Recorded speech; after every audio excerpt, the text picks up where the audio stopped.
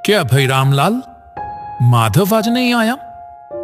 आज तो उसकी बेटी की रिपोर्ट आने वाली थी ना? हाँ मास्टर जी, क्या पता क्या हुआ, आज को आया भी नहीं। चलो एक बार उसके घर से हो आते हैं। हाँ ठीक है, चलिए। ये सोचकर कैलाश और रामलाल माधव के घर पहुंचे। माधव, माधव,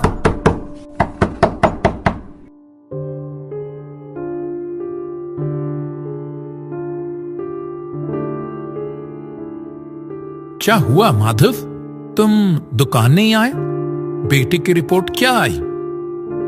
मास्टर जी, रामलाल, तुम लोग आए हो? माधव जैसे इतनी देर से अपनी बेटी के सामने आंसू बड़ी मुश्किल से रोक रखा था, पर अपने मास्टर जी और रामलाल को देखकर अपने आंसू वो रोक नहीं पाया। ये क्या माधव, तुम ऐसे रो क्यों रहे हो? क्या हुआ है, बताओ हमें।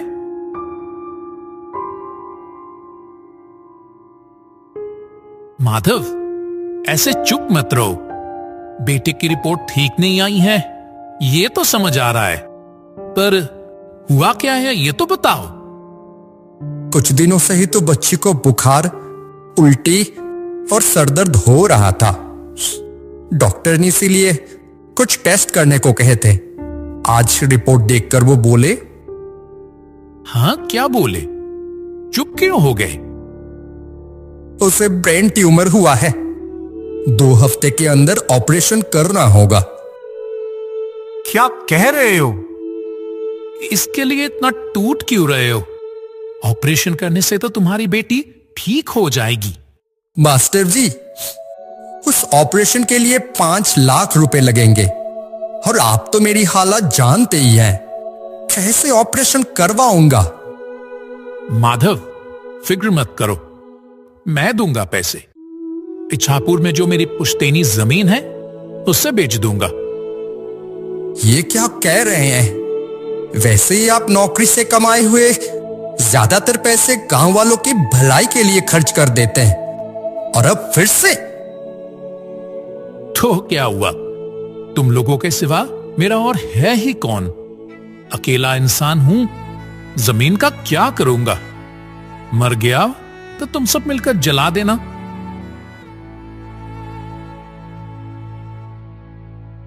ये देखो फिर रो रहा है। तुम्हारी बेटी को सुनाई दी तो वो क्या सोचेगी बताओ? कुछ नहीं होगा। मुझे इच्छापुर गांव के मुखिया ने पहले ही जमीन बेचने को कहा था, मैं ही मना कर रहा था। खैर, अब और देर नहीं, कल ही इच्छापुर निकलते हैं।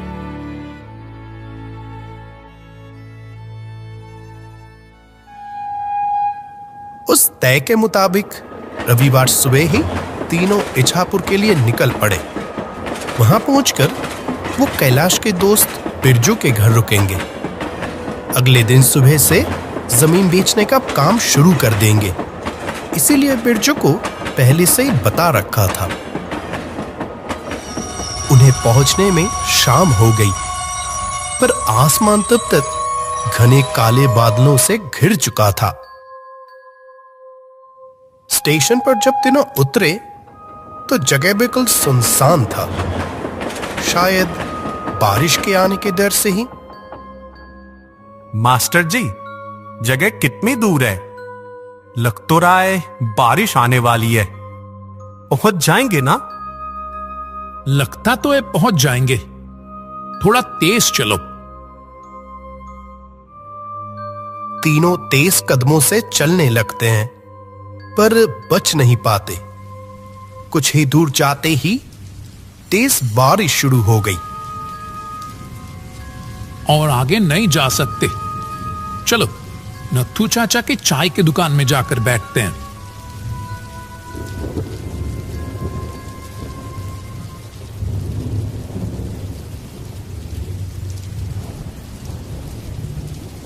माधव, चिंता मत करो, आ ही गए हैं तो सब इंतजाम करके ही जाएंगे। मास्टर जी, मेरी वजह से आपको इतनी तकलीफ हो रही है। अरे तुम, रामलाल, गांव के सभी लोग मेरा परिवार हो, और परिवार का कोई मुसीबत में हो तो एक दूसरे का साथ देना ही तो नियम है। पिछले साल जब मुझे जॉन्डिस हुआ था, तुम सब कैसे दिन रात एक करके मुझे ठीक किया था। क्या मैं भूल गया हूं? मास्टर जी, ये दुकान लगता है हमारे गांव के भोलू की चाय की दुकान जैसी है। शायद बारिश की वजह से आज कोई आए नहीं है। कह सकते हो। मेरे पिताजी इस दुकान पर बहुत आते थे। वो नत्थू चाचा को अपने भाई जैसा मानते थे। यहां आखिरी बार जब आया था 5 साल पहले, तब भी नत्थू चाचा को देखा था। यहीं बैठकर चाय पी थी। चाचा दुकान के पीछे वाले घर में रहते हैं। एक दिन तो यहां हूं ही, ले आऊंगा तुम लोगों को। नत्थू चाचा भी भोलू की तरह बहुत अच्छी चाय बनाते हैं।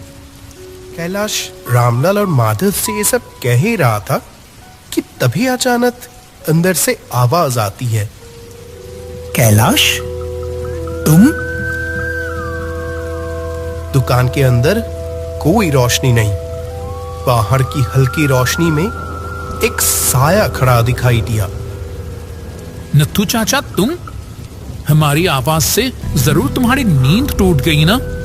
बुरा मत मानना, बारिश हो रही थी इसीलिए। तुम्हारी आवाज सुन के ही तो उठा। कितने दिनों बाद तुम्हें देखा, बहुत अच्छा लग रहा है देखकर। अभी जैसे जोरों की बारिश शुरू हुई है, जाना मुश्किल होगा। यहीं बैठो।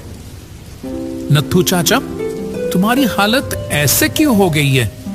तबीयत खराब है क्या? वो कुछ नहीं। और तबीयत खराब? कैलाश, तुम इतने दिनों बाद? कितने दिनों पहले आए थे, याद है? दरअसल यहां और कोई नहीं है, इसलिए आना भी नहीं होता। और अब जहां रहता हूं, सबके प्यार में इस तरह बंध गया हूं कि कहीं जाने का मन ही नहीं करता। इस बार एक जरूरी काम से आया हूं यहां।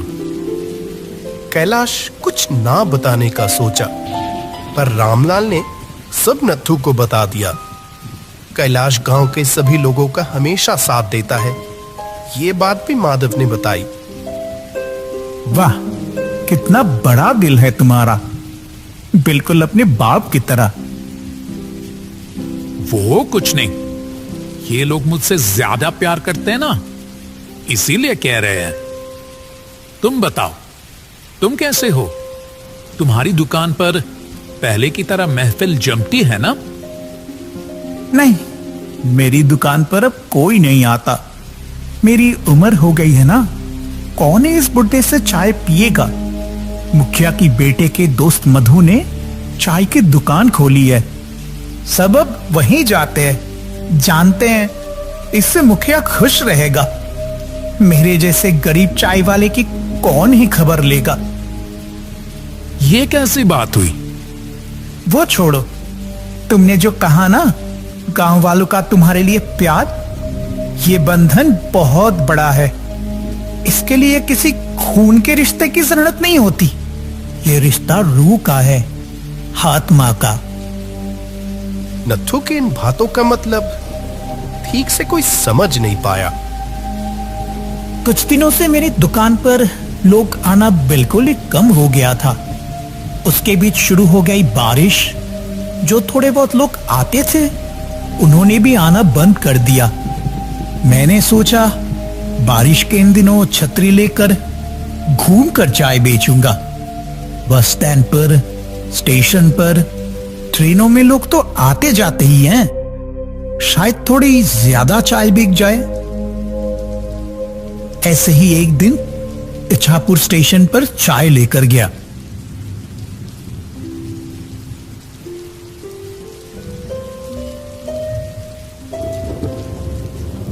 चाचा, एक कप चाय देना तो। देखा, एक अधेड़ उम्र का आदमी और उसके साथ एक प्यारा सा बच्चा। क्या मासूमियत भरी आंखें थी उसकी। वो बच्चा मेरी तरफ देखकर बोला, दादू, आप तो भीग गए, आपको सर्दी लग जाएगी। उन चंद शब्दों ने ही मुझे अपना बना लिया, जैसे कितना अपना हो, कितने दिनों से जानता हो। उसे देखते ही मुझे मेरे बेटे की याद आ गई, ठीक उसी की उम्र में खेलते हुए कुएं में गिरकर। नहीं बेटा, मुझे कुछ नहीं होगा।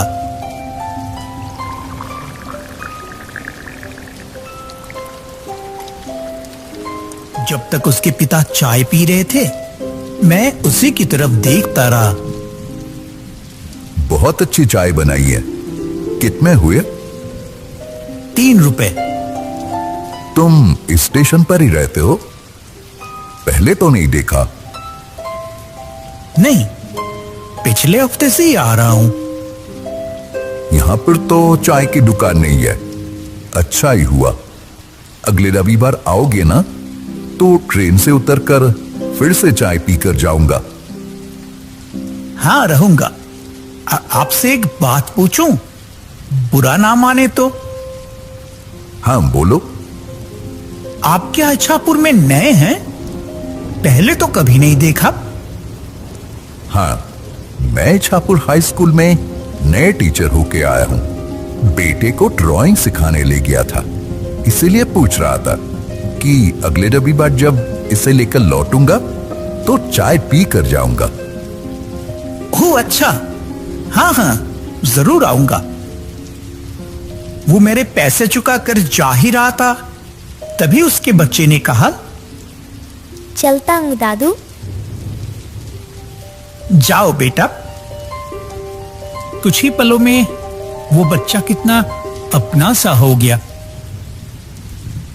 पापा, आपने तो कहा था मुझे चॉकलेट ला कर दोगे। नहीं, दांतों में कीड़े लग जाएंगे, वो सब नहीं खाना। बच्चा रोने लगता है। उसके पिता किसी तरह उसे समझाकर वहां से चला गया। उसे रोते हुए देख बहुत बुरा लग रहा था। दे ही देते एक चॉकलेट।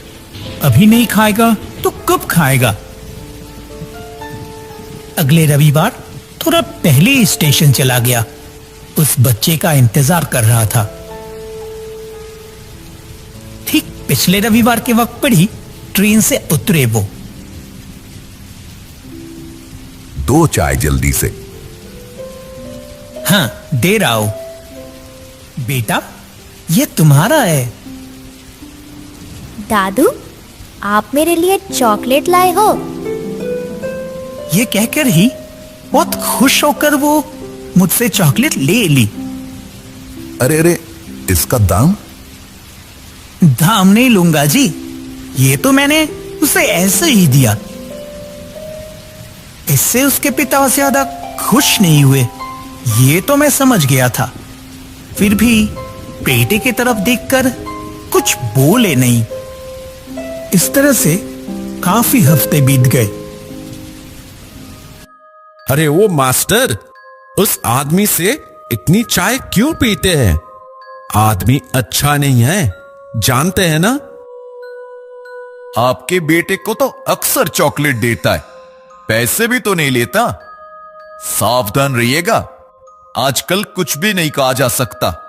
बच्चों को वश में करने में देर नहीं लगती। उस बुढ़े ने तो अपने बीवी बेटे सबको खा लिया है। क्या कह रहे हैं? तू और क्या, ये सब वश में करने का धंधा है उसका। पापा, ये लोग क्या कह रहे हैं दादू के बारे में? चुप कर तू। तेरे दादू को मैं समझ गया। घर चल अब और वो चॉकलेट फेंक दे। पापा। अगले दिन वो आदमी और बच्चा ट्रेन से उतरते ही मैं चाय और चॉकलेट लेकर गया। ये रही आपकी चाय। तुम्हें और चाय वाय देने की कोई जरूरत नहीं, और मेरे बेटे को चॉकलेट मत देना। जबरदस्ती मेरे बेटे को चॉकलेट देते देखकर ही मुझे शक हो रहा था। इसीलिए मैंने तुम्हारे बारे में पता किया है। बेटे और बीवी सबको खाया है तू, अब मेरे बेटे को वश में करना चाहता है। अब तुम्हें यहां दोबारा ना दिखूं, वरना पुलिस के हवाले कर दूंगा। ये क्या कह रहे हैं? मैं आपके बेटे को वश में कर लाऊं? पापा, आप दादू को क्यों डांट रहे हो? दादू को तकलीफ हो रही है, देखो रो रहे हैं। ए, तू चुप कर। उस 1 रुपए की चॉकलेट के लिए ललचा रहा है। चल यहां से।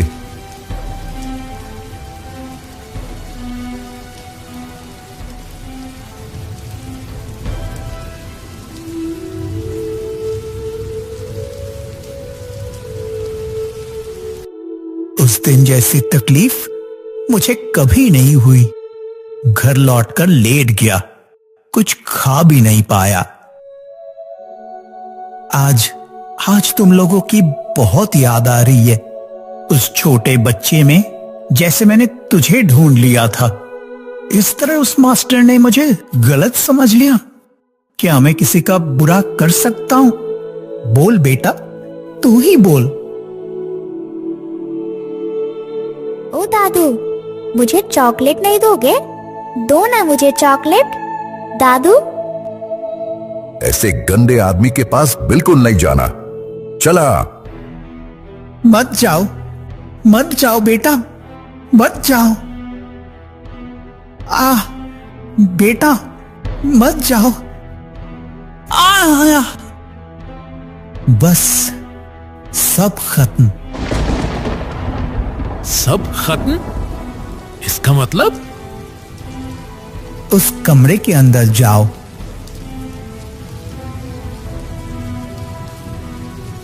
वो लोग अंदर जाकर देखते हैं, जमीन पर पड़ा है एक कंकाल और उसके पास एक धुंधली तस्वीर जिसमें एक औरत और एक बच्चे का चेहरा है, और थोड़ी दूर पड़ा है एक खत। उन्हें समझ आ गया, उसी रात नत्थू सबकी नजरों से दूर इस दुनिया को छोड़कर चला गया। यहां तक कि उसके अंतिम संस्कार तक भी नहीं हुआ। किसी के अंदर भी कोई डर नहीं थी, बल्कि बहुत ज्यादा कष्ट हो रहा था। एक अकेले इंसान की कोई खबर तक नहीं लेता। छी, ये है हमारा समाज। सब पैसों के पीछे भाग रहे हैं, किसकी चापलूसी करनी है उसके पीछे। सच्चे इंसान की, उसके प्यार की कोई कीमत नहीं है। कैलाश, तुम मेरा एक काम कर दोगे?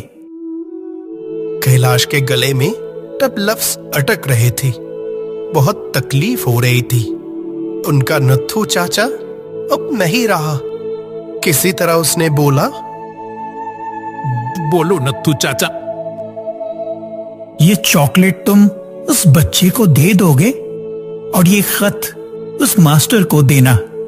सोचा था एक दिन शायद उन्हें दे पाऊंगा, समझा पाऊंगा, लेकिन हो नहीं पाया। जिसने तुम्हें इतना अपमान किया, उसके बाद भी? उस बच्चे का तो कोई कसूर नहीं। उसने जो मुझे इतने प्यार से बांध लिया था। ये चॉकलेट देकर कहना स्टेशन वाले दादू ने दिए हैं। और एक बात, ये दुकान और मेरे घर की जमीन बेचकर उन पैसों से माधव की बेटी का इलाज करवाना। अपने बीवी बच्चे के लिए तो कुछ कर नहीं पाया, अगर उसकी बेटी ठीक हो जाए तो मुझे खुशी होगी। रामलाल हाथ जोड़कर रोते हुए जमीन पर बैठ जाता है। नत्थू धीरे धीरे हवा में ओझल हो जाता है। उसका दिल कितना बड़ा था। हाय रे बेवकूफ लोगों, किसी ने नहीं समझा। अगले दिन सुबह नत्थू के अंतिम संस्कार करके पता पूछकर वो लोग उस मास्टर के घर पहुंचे। आपका बेटा बहुत अच्छा है। मैं उससे बहुत प्यार करने लगा था। मेरी बात शायद अब यकीन ना करे। उसके प्रति मेरा कोई बुरा इरादा नहीं था। उसके अंदर जैसे मैंने अपने खुद के बेटे को देख लिया था। मेरा भी परिवार था, उसके जैसा एक प्यारा सा बेटा भी था। लेकिन किस्मत के खेल ने वो सब मुझे छोड़कर इस दुनिया से चले गए। तब से मैं बहुत अकेला हूं। आपके बेटे को देखकर मैं वो दुख कुछ हद तक भूल पाया था, लेकिन आपने मुझे गलत समझ लिया। आपसे गुजारिश करता हूं, बस एक बार मुझे उससे मिलने दीजिए, तो मैं मरकर भी खुश रहूंगा। कितना बड़ा अनर्थ कर दिया मैंने। खुद को कभी माफ नहीं कर पाऊंगा। लोगों की बातों में आकर एक भले इंसान को इतनी तकलीफ दी। आप एक शिक्षक हैं, समाज बनाने वाले। अगर इंसान ही नहीं पहचान पाएंगे तो कैसे चलेगा? अभी भी वक्त है, खुद को सुधारिए। कैलाश ने बच्चे के हाथ में चॉकलेट दे दी। स्टेशन वाले दादू ने मुझे चॉकलेट दी है, लेकिन दादू आए नहीं। वो अब नहीं आएंगे। नहीं आएंगे? घूमने गए हैं? हाँ, ऐसी जगह घूमने गए हैं जहां से कोई लौट कर नहीं आता। तुम्हें ये देना उनकी आखिरी ख्वाहिश थी, पर जहां गए हैं वो वहीं रहें। वहां उनके दो सबसे करीबी लोगों से मुलाकात होगी, बहुत दिनों बाद। बच्चा शायद उन भारी शब्दों का मतलब नहीं समझ पाया। खुशी खुशी चॉकलेट लेकर घर के अंदर चला गया। इसके बाद नत्थो की जमीन बेचकर माधव की बेटी का इलाज शुरू हुआ। सभी मानते हैं कि बेटी ठीक हो जाएगी, क्योंकि इसमें एक बहुत भले इंसान की दुआएं, उसका प्यार जुड़ा हुआ है ना।